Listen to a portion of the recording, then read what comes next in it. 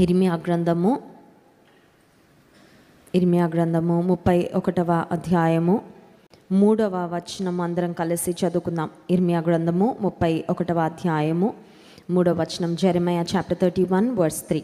చాలా కాలము క్రిందట యెహోవా నాకు ప్రత్యక్షమై ఇట్లా నేను శాశ్వతమైన ప్రేమతో నేను నిన్ను ప్రేమించుచున్నాను గనుక విడువక నీ ఎడల కృప చూపుచున్నాను. ఇది దాదాపు దేవుని వెంబడిస్తున్న వారందరికీ కంఠస్థమైన వాక్యమే నేను అనుకుంటున్నాను. This is a very very familiar words to all of us.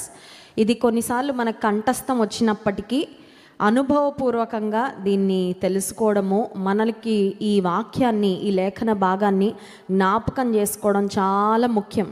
When we know that we are loved, మనం ప్రేమించబడుతున్నాము అని తెలుసుకున్నప్పుడు చాలా ఆనందం కలుగుతుంది. ఎవరైనా మన దగ్గరకు వచ్చి మీరంటే నాకు చాలా ఇష్టమండి అంటే ఇంకా రోజు ఆకలేదు, చాలా ఆనందంగా హృదయం ఎక్కడో తేలిపోతూ ఉంటుంది కదా. అబ్బా, నన్ను ప్రేమించేవారు ఉన్నారా, నేనంటే ఇష్టపడేవారు ఉన్నారా. కానీ ఈ లోక సంబంధంగా కొన్నిసార్లు మనుషుల యొక్క ప్రేమలు మనం పొందుకుంటాం. కొన్నిసార్లు ఎంత త్వరగా మనం ప్రేమను పొందుకుంటామో అంత త్వరగా మనల్ని ప్రేమించిన వారు మనకి దూరం అవుతూ ఉంటారు. కొన్నిసార్లు అదే ప్రేమ లైఫ్ లాంగ్ కంటిన్యూ అవ్వకపోవచ్చు. ఒకవేళ ఒక ఫ్రెండ్షిప్, ఒక రిలేషన్షిప్ ప్రారంభంలో ఆ బాండింగ్ చాలా స్ట్రాంగ్ ఉండొచ్చు.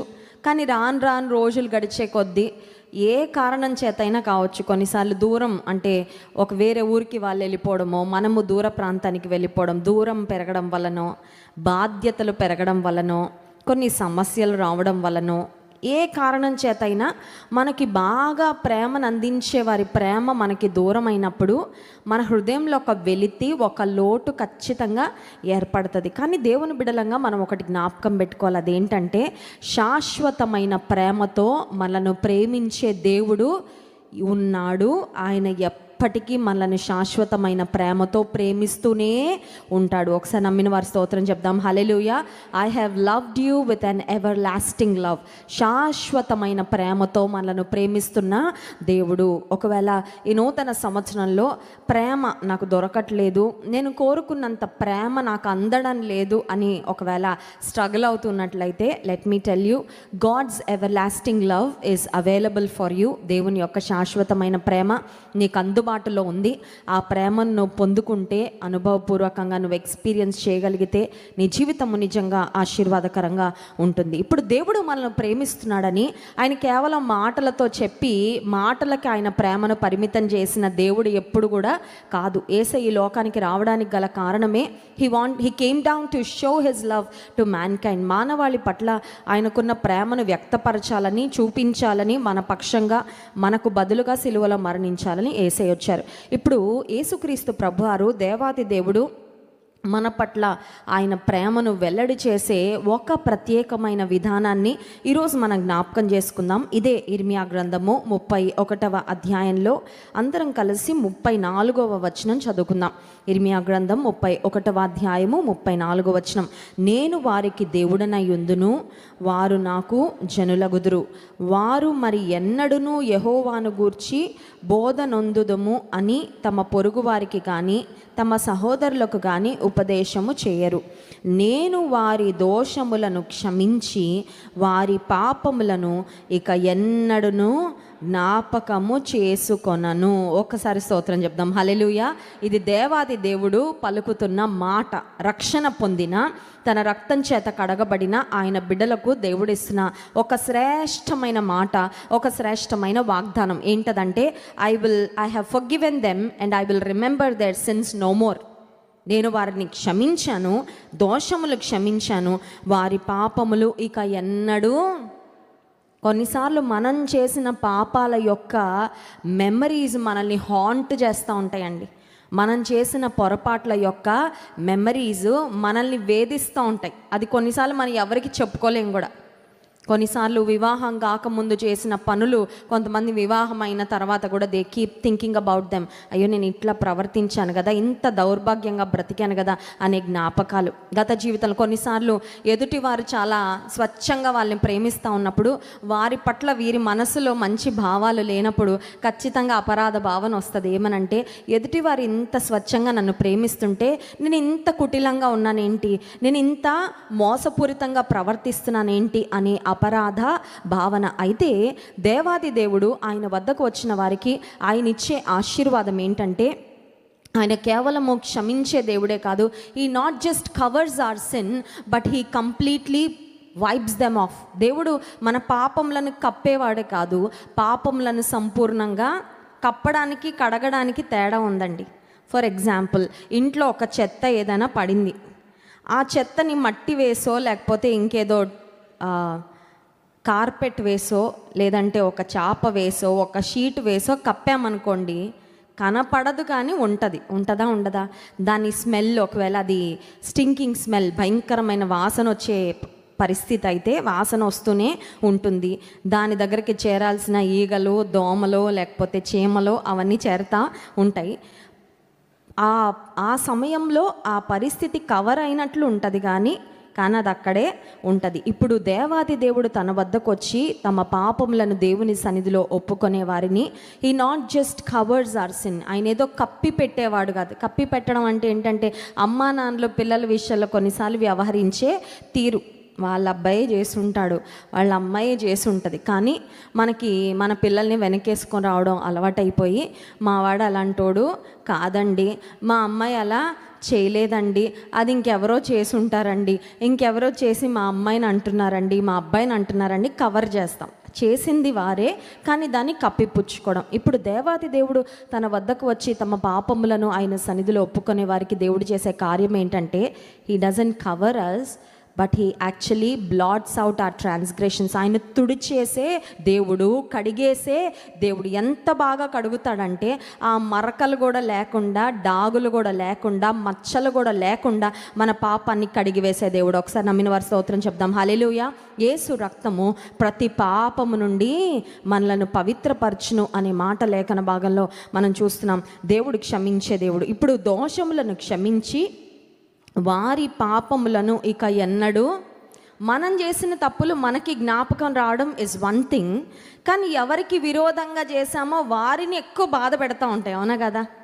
ఇప్పుడు మోసం చేసిన వ్యక్తికి అయ్యో నేను మోసగించానే అని అపరాధ భావన అతనిలో ఉంటుంది, కానీ ఎవరిని మోసం చేశారో వారిని అది ఎక్కువగా బాధిస్తుంది. ఎందుకంటే దాని యొక్క ఎఫెక్ట్, దాని యొక్క పరిణామము, దాని యొక్క పరిస్థితులు, దుష్పరిణామాలన్నీ వాళ్ళు ఎదుర్కొంటూ ఉంటారు. కాబట్టి ప్రతిదినం ఉదయం లేవగానే జ్ఞాపకం వస్తుంది, పలానా వారు మమ్మల్ని ఇలాగా చేశారు, పలానా వారు మమ్మల్ని ఇలాగా అన్నారు, పలానా వారు మమ్మల్ని ఈ విధంగా నష్టపరిచారు. కానీ దేవాది దేవుడు ఎంత గొప్పవాడంటే, ఈ లోకంలో మనం చేసే ప్రతి పాపము మొదట ఆయనకు విరోధంగా మనం చేసే తప్పిదం. చాలాసార్లు మనం అనుకుంటాం, నేను నా భర్తకు విరోధంగా చేసే తప్పు, నా భార్యకు విరోధంగా చేసే తప్పు, నా పొరుగు వారికి విరోధంగా చేసే తప్పు, కొన్నిసార్లు బిడ్డలకు విరోధంగా చేసే తప్పు, అది వారికి మాకు మధ్యలో అని. కానీ మనం జ్ఞాపకం పెట్టుకోవాలి, మనం చేసే ప్రతి తప్పిదము first we are sinning against God.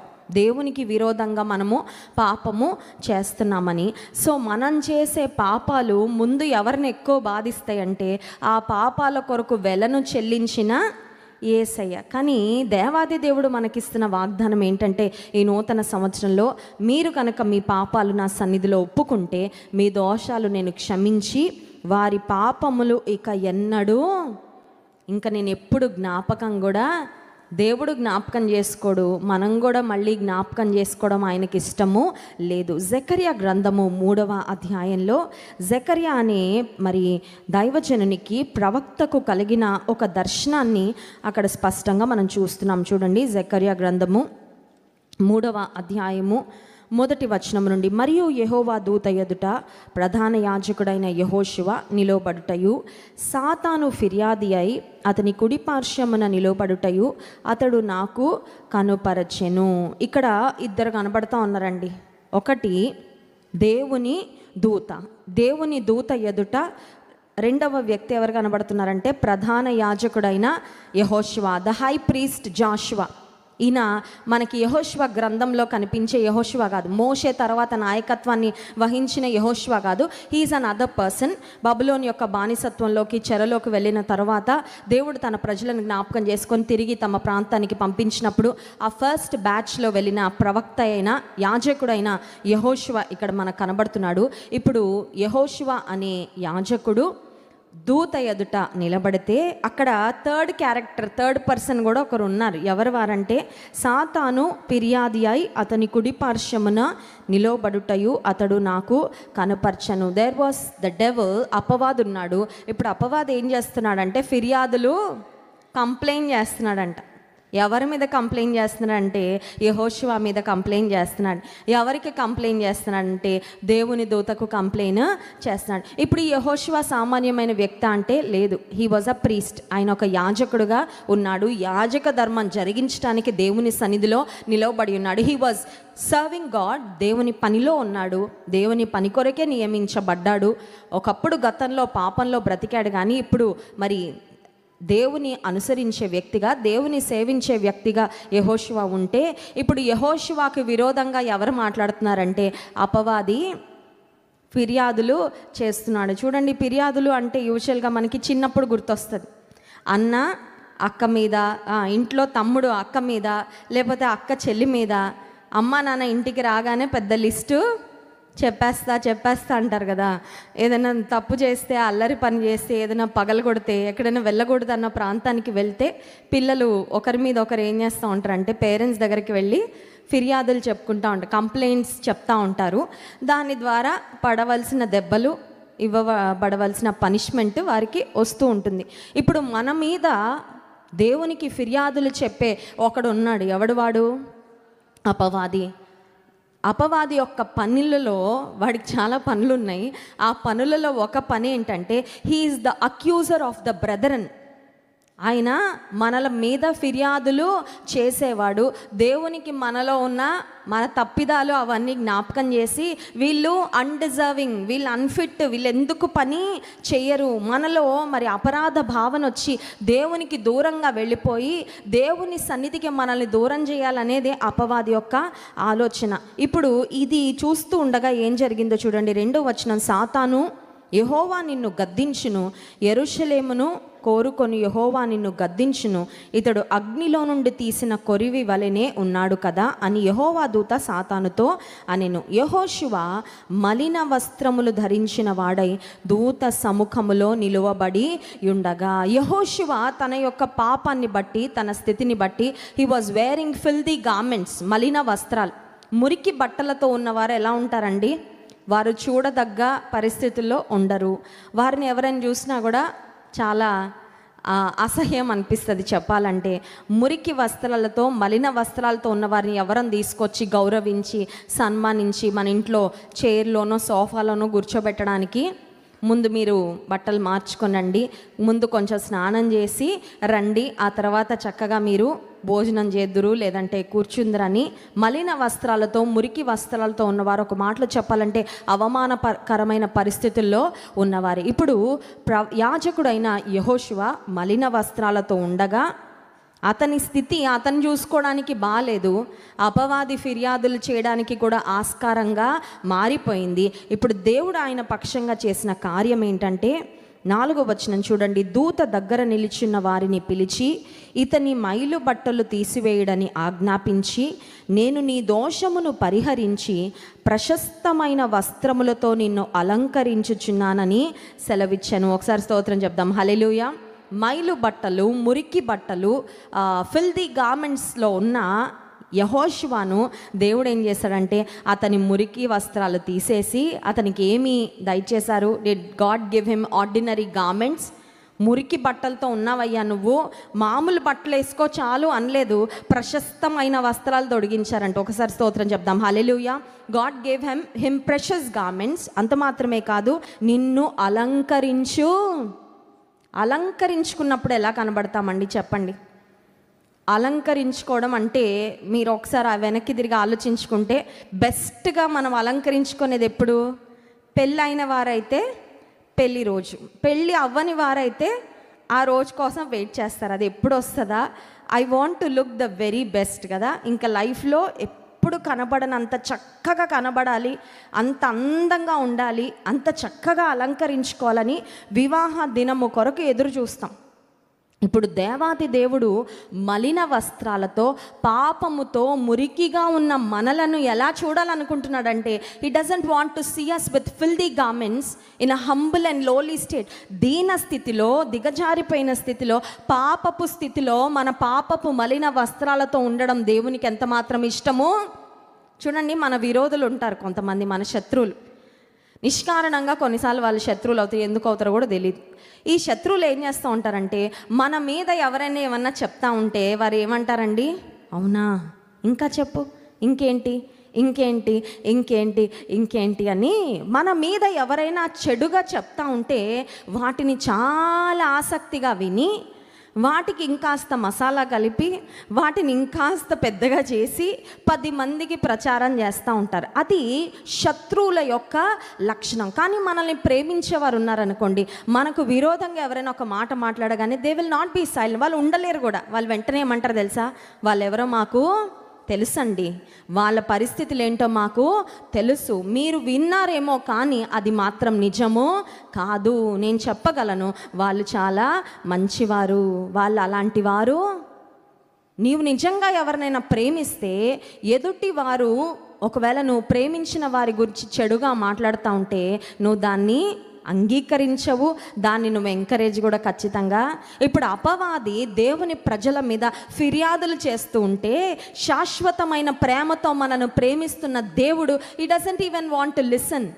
దేవునికి వినడం కూడా ఇష్టమో లేదు, మనల్ని ఆ స్థితిలో ఉంచడము చూడడం ఆయనకి ఎంత మాత్రం ఇష్టమో లేదు. Let me tell you, new year వచ్చింది, 2025వ సంవత్సరం. Happy new year, happy new year. అప్పుడు నెమ్మదిగా పాతగా అవుతుంది కదా, ఎందుకంటే ఫస్ట్ వీక్ అయిపోయింది. నేను ఎవరితోనో హ్యాపీ న్యూ ఇయర్ అంటుంటే ఇంకా ఏం హ్యాపీ న్యూ ఇయర్ సిస్టర్ అంటున్నారు. అంటే ఏంటనమాట, ఓల్డ్ ఇయర్ 2025 కూడా పాతగా అయిపోయింది. ఏదో ఫస్ట్ 1 వీక్ న్యూగా అనిపిస్తుందేమో కానీ నాట్ న్యూ ఎనీమోర్, అలవాటు అయిపోయింది. కానీ నూతన సంవత్సరంలో ప్రవేశించిన మనము ఆత్మీయంగా నూతనమైన అనుభవాలు కలిగి ఉండాలని దేవుడు కోరుకుంటా ఉన్నాడు. That doesn't mean we should wear new clothes. ఏదో భౌతికంగా ఒక షాప్కి వెళ్ళి కొత్త బట్టలు కొనుక్కొని వాటిని వేసుకొని కొత్త బట్టలు వేసుకున్న ఆనందాన్ని అనుభవించాలని కాదు, కానీ ఆత్మ సంబంధంగా నిన్ను నన్ను దేవుడు అలంకరించాలని కోరుతా ఉన్నారు. స్తోత్రం చెప్దాం, హల్లెలూయా. ఆయన సన్నిధిలో నీవు నేను మన మలిన వస్త్రాలు, మన పాపపు వస్త్రాలు తొలగించబడినప్పుడు ఆటోమేటిక్గా మనకు దేవుడు తన ప్రశస్తమైన వస్త్రాలు దయచేసే దేవుడు. అంత మాత్రమే కాదు, ఆయన అక్కడ నాకు చాలా నచ్చిన మాట 5వ వచనంలో చూడండి, అతనిని అలంకరించిరి, పెట్టి తెల్లని బాగా పెట్టి వస్త్రములతో అతనిని అలంకరించిరి. దేవునికి ఏమిష్టం అంటే నీవు నేను ఆత్మ సంబంధమైన అలంకరణలతో ఉండడము ఇష్టము. పరిశుద్ధ అలంకారములు ధరించుకొని ఆయనకు నమస్కారము చేయడి. ఏంటి అలంకరణ? ఎక్కడ దొరుకుతుంది? ఆత్మ సంబంధమైన అలంకరణ.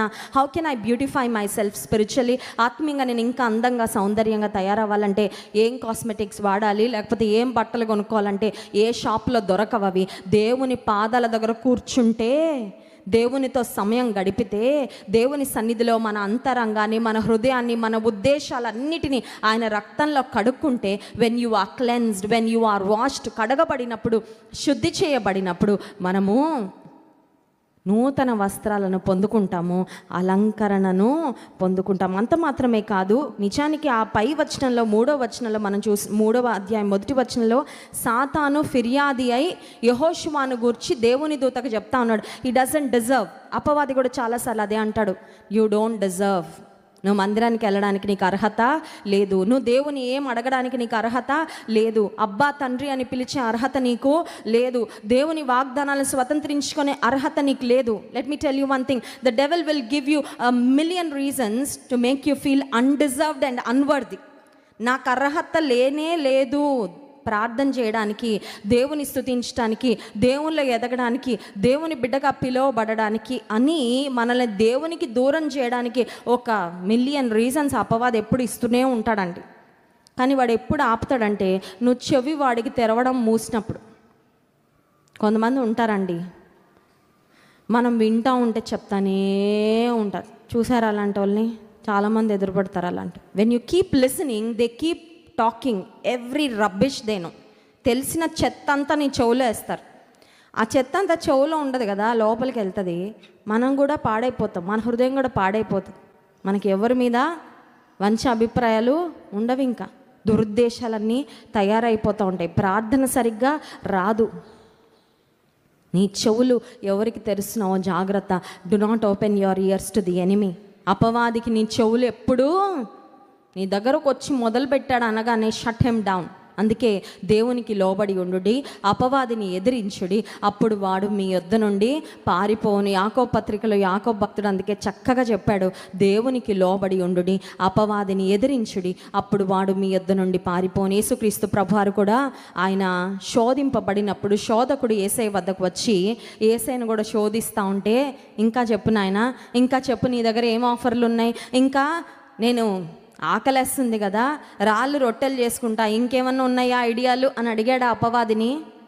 నువ్వు ఇచ్చిన ఐడియాలు మంచివైనా చెత్తవైనా నాకు అక్కర్లేదు.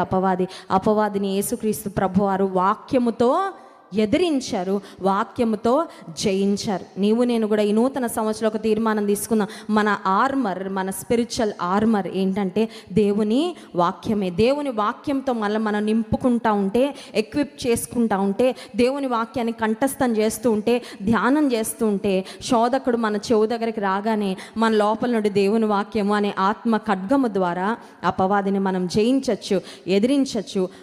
వాడి యొక్క మాటలు మన హృదయంలోనికి వెళ్లకుండా, మనల్ని ప్రభావితం చేయకుండా మనము భద్రపరచుకోవచ్చు.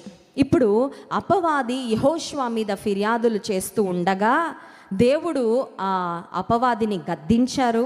అంత మాత్రమే కాదు, ఆయన మలిన వస్త్రాలు తొలగించి విలువైన వస్త్రాలు ధరింపచేసి ఆయనను అలంకరింపచేసిన తర్వాత ఇప్పుడు దేవుడు యెహోషువకి ఇచ్చిన గొప్ప భాగ్యం, ద గ్రేటెస్ట్ బ్లెస్సింగ్ అంటాను నేను, ద గ్రేటెస్ట్ బ్లెస్సింగ్. ఈ నూతన సంవత్సరంలో ఈ బ్లెస్సింగే కోరుకుందామండి అందరం.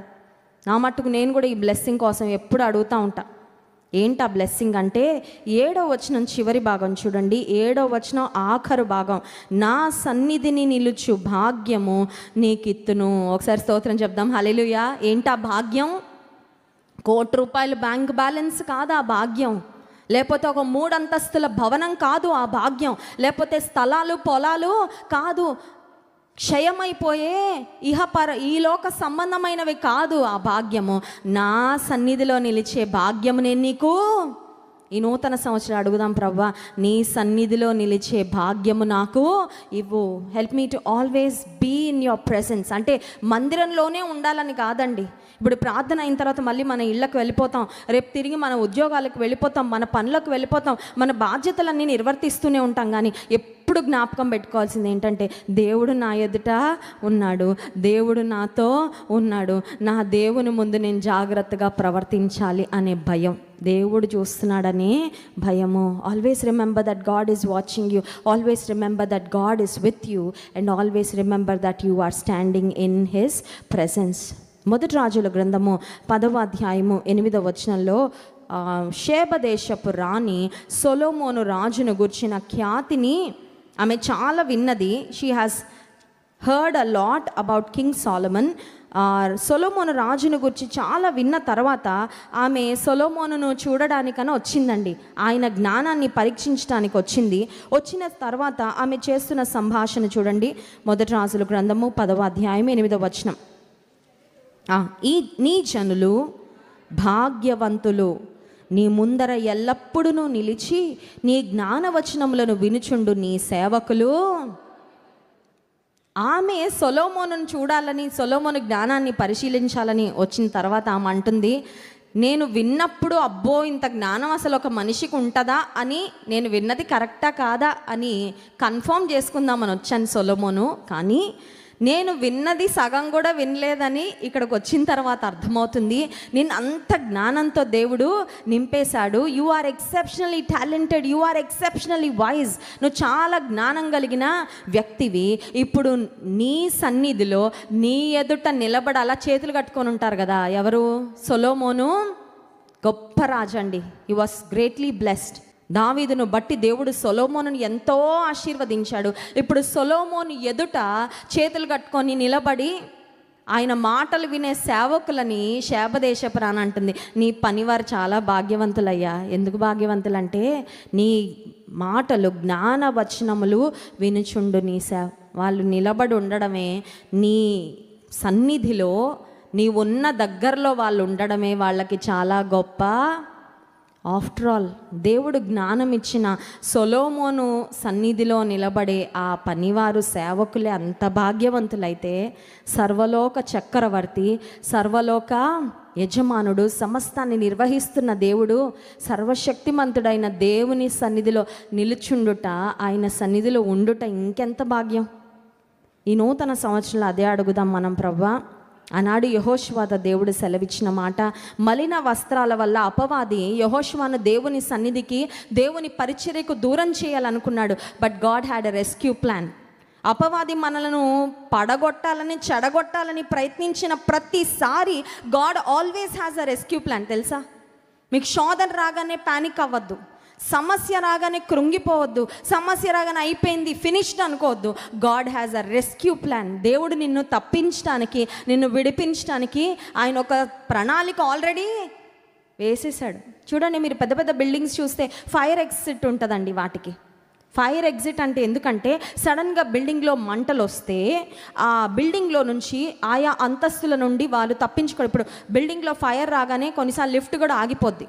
ఇప్పుడు ఆ బిల్డింగ్లో వారు ఎలా తప్పించుకోవాలంటే వారికి ఫైర్ ఎగ్జిట్ అని బిల్డింగ్లో ఖచ్చితంగా సేఫ్టీ మెజర్స్ తీసుకొని వారు కడతారు. అందులో వారు ఫైర్ ఎగ్జిట్ పెడతారనమాట. ఒకవేళ మంటలు వస్తే మీరు ఈ మార్గంలో తప్పించుకుంటే బిల్డింగ్లోంచి మీరు జాగ్రత్తగా ఎగ్జిట్ అయిపోతారు. ఒకవేళ అలాంటి ఫైర్ ఎగ్జిట్స్ లేకపోతే ఆ బిల్డింగ్కి గవర్నమెంట్ వారు పర్మిషన్స్ కూడా, మేము దుబాయ్ వెళ్ళినప్పుడు అక్కడ పెద్ద పెద్ద భవనాలండి, మామూలుగా 2-3 స్టోరీస్ బిల్డింగ్స్ అక్కడ అసలు మనకి చాలా అరుదుగా కనబడతాయి. అన్నీ ఆకాశాన్ని అంటే భవనాలే. ఆ భవనాల పైన నేను చూస్తూ ఉంటే ప్రతి భవనం పైన హెలీప్యాడ్ ఉందండి. ప్రతి భవనం పైన నేను చాలా ఆశ్చర్యపోయాను. It was an interesting observation నేను చూసింది. ఎందుకంటే మనకి హెలీప్యాడ్లు ఉండవు కదా, మన బిల్డింగ్ పైన ఒట్టి టెర్రస్ ఉంటుంది అంతే. ఏంటండి వెస్లీ గారిని అడిగాను, ఏంటి హెలీప్యాడ్స్ ఎందుకంటే ఒకవేళ సడన్గా ఆ బిల్డింగ్స్లో మంటలు చెలరేగితే ఆ బిల్డింగ్స్లో ఉన్న ప్రజలను రెస్క్యూ చేయడానికి ఆ టీం వారు వచ్చి వాళ్ళని కాపాడడానికి ప్రతి బిల్డింగ్ పైన హెలీప్యాడ్. కొన్నిసార్లు అపవాది మనని ప్యానిక్ చేయాలనుకుంటాడు. అపవాది మనల్ని బంధించేసి ఇంకా అయిపోయింది, ఇంక ఈ సమస్య వచ్చింది కాబట్టి నువ్వు ఖచ్చితంగా ఓడిపోతావు, నీ వల్ల దేవునికి అవమానము వస్తుంది, నువ్వు విఫలం అయిపోతావు, యూ విల్ ఫెయిల్ ష్యూర్లీ అని అపవాది మన బలహీనపరచాలని చూస్తాడు. కానీ but God has a rescue plan. తప్పించడానికి, విడిపించడానికి ఆయన సమర్థుడు. సమస్య రాకముందే, శోధన రాకముందే దానితో పాటు తప్పించుకునే మార్గాన్ని కూడా ఆయన మన కొరకు ఏర్పాటు చేసే దేవుడు. అపవాదైతే, శత్రువైతే యెహోషువను అవమానపరచాలని, హీనపరచాలని, నువ్వు ఈ బట్టలు వేసుకుని ఉన్నావు యెహోషువ, మలిన వస్త్రాలతో నువ్వు ఉన్నావు, ఇంకా దేవుని సేవకు పనికిరావని చెప్దామని ప్రయత్నం చేశాడేమో. కానీ దేవుడు అదే పరిస్థితిని ఎంత అద్భుతంగా మార్చాడంటే ఆయనను అలంకరింప చేయడానికి, టు బ్యూటిఫై హిమ్, ఇంకా దేవుని పనిలో, దేవుని సేవలో ఆయన వినియోగించబడడానికి దేవుడు అదే పరిస్థితిని ఉపయోగించుకున్నాడు. ఈ ఉదయకాల సమయంలో దేవుడు మనకిస్తున్న వాగ్దానం ఏంటంటే, నేను వారి దోషములు క్షమించెదను, వాటిని ఎన్నడూ నేను జ్ఞాపకం చేసుకోను. ఆమేన్.